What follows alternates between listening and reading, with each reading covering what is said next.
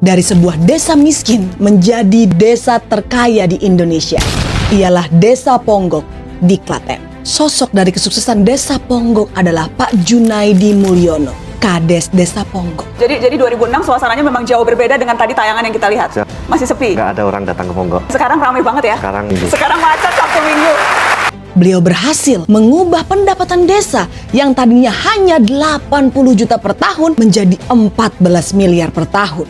Apa yang dilakukan Pak Junaidi Mulyono yang bisa diterapkan di seluruh Indonesia? Untuk menggali potensi desa, Pak Junaidi Mulyono memanggil akademisi dan juga mahasiswa, bukan artis, bukan influencer, untuk melihat potensi apa yang sebenarnya Desa Ponggok punya yang bisa menjadi daya tarik untuk wisatawan.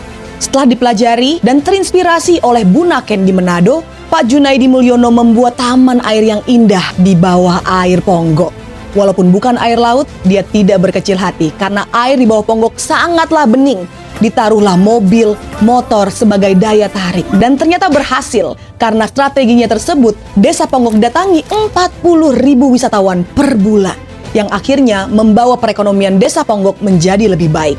Karena gebrakan spektakulernya, restoran, hotel, penyewaan mobil, semuanya laku keras. Bukan cuma dari segi pariwisata, tapi Pak Junaidi Mulyono juga menggalakkan satu rumah satu empang untuk diisi ikan nila. Beliau mengubah sungai yang penuh sampah menjadi tambak ikan nila, yang hasilnya bukan hanya untuk swasembada pangan warga desa, tetapi juga bisa dijual keluar desa. Sangat brilian.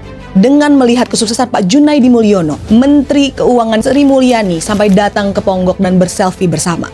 Bayangkan jika hal tersebut bisa diduplikasi di seluruh Indonesia, jika banyak kades cerdas seperti Pak Junaidi Mulyono.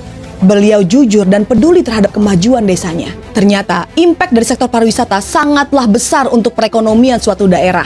Selain itu, pariwisata juga membuat lingkungan sekitar menjadi lebih bersih, tertata, dan pariwisata meningkatkan kepedulian akan kelestarian lingkungan. Desa Ponggok adalah sebuah contoh dari kesuksesan pariwisata.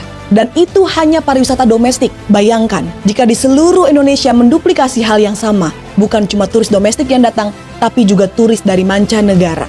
Berapa banyak devisa yang bisa kita dapatkan jika pariwisata kita maju? Kita tidak perlu lagi menggantungkan diri pada sumber daya alam. Desa Ponggok adalah cerminan potensi dari Indonesia, bukan Konoha.